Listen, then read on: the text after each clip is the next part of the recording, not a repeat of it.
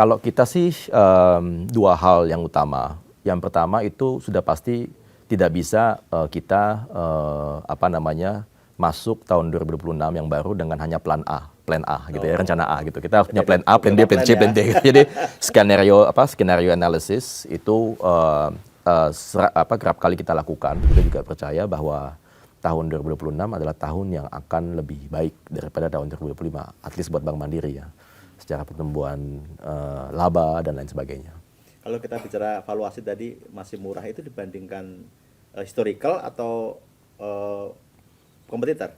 Itu dibandingkan historical dan juga kompetitor. Jadi dibandingkan dengan historical alias kita sekarang berada di bawah rata-rata historis 10 tahun misalnya PB kita dan juga secara PE. Kalau dibandingkan dengan kompetitor itu hubungannya dengan berapa ROE yang kita generate gitu. Jadi contohnya return on equity-nya Bank Mandiri itu kurang lebih di angka 18-19%-an. Itu kalau kita lihat di regional tidak banyak yang segitu gitu. Tapi meski dengan ROE tersebut, PB kita juga sebenarnya tidak mahal-mahal banget gitu. Jadi itulah yang menurut saya bisa menopang pergerakan harga saham di tahun 2026. Itu masih murah secara valuasi, baik compare to kompetitor maupun historical gitu di harga sekarang gitu. Saatnya time to buy dong untuk investor berarti. Harusnya demikian, Pak.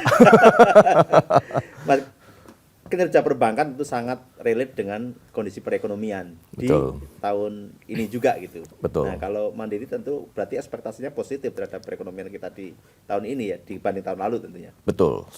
Kita sih merasa bahwa 2026 secara umum ya, dan juga untuk makro itu lebih baik daripada tahun 2025.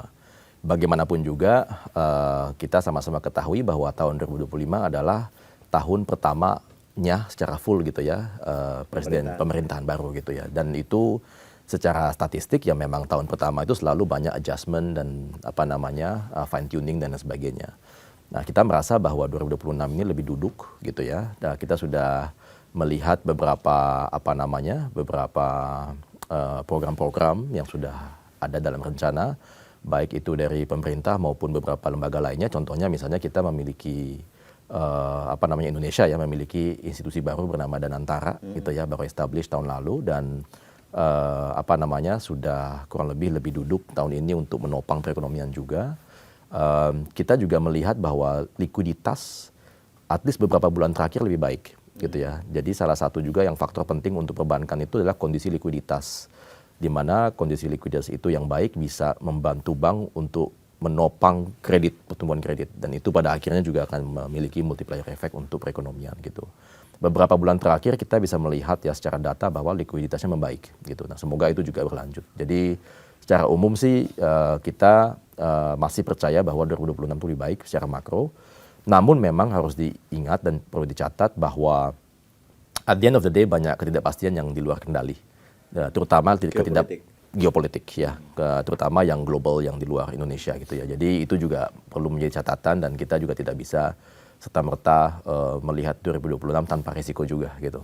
Tetap kita harus was-was. Risiko terbesarnya justru dari luar ya mungkin ya. Betul. Kondisi geopolitik tadi.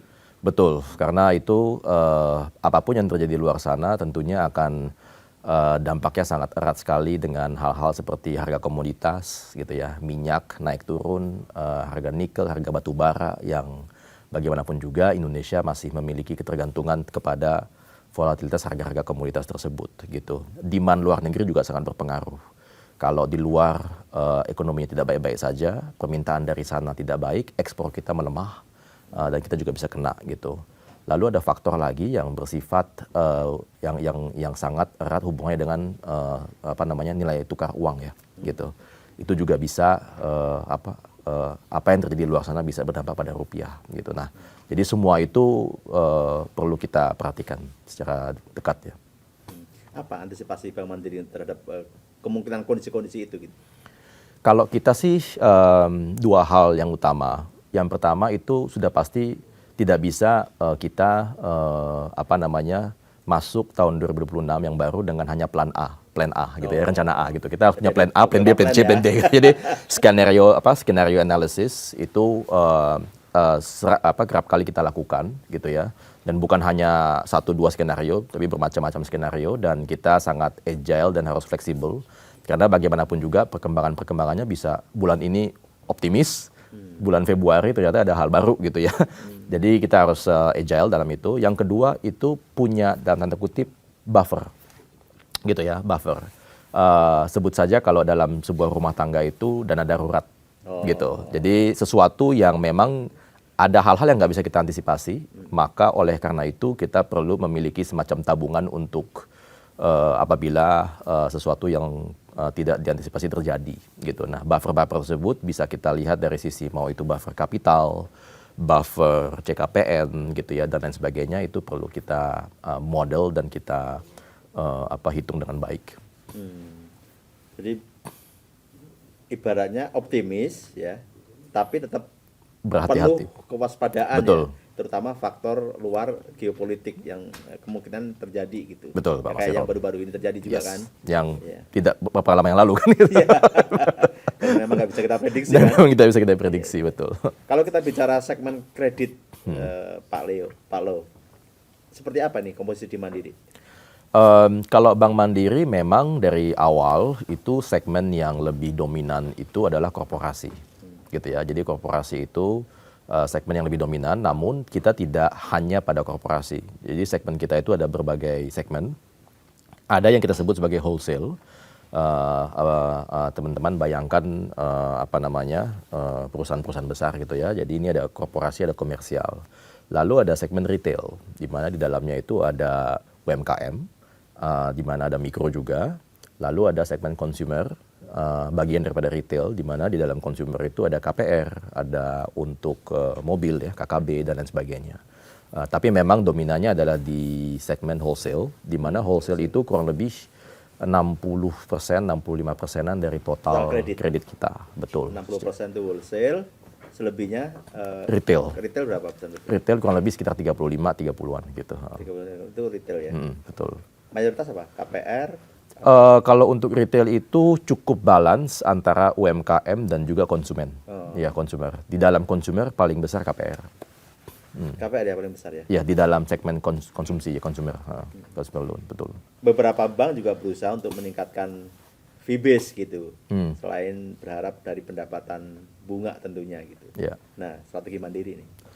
Iya, fee itu adalah bagian yang penting ya untuk perbankan, bukan hanya karena memang sifatnya itu berkelanjutan, tetapi bebas kapital juga gitu. Kalau kita memberikan kredit demi mendapatkan pendapatan bunga kan ada konsumsi kapital yang harus dialokasikan. Kalau fee kan tidak. Sama seperti bank-bank lainnya, Bank Mandiri juga sepertinya menaruh fee base sebagai elemen penting juga ya, Pak Masirom. Jadi kita memiliki strategi untuk fee base income. Ada fee yang sifatnya konvensional, jadi kayak fee admin kredit gitu ya, fee admin deposito itu kan udah dari dulu ada gitu. Tapi beberapa juga sifatnya itu adalah cukup baru ya, kayak contohnya kalau Pak Masirom tahu kita punya aplikasi yang namanya Livin. Tahu lah. Ya itu. Saya pakai juga. Pakai juga ya Pak. Itu siapa?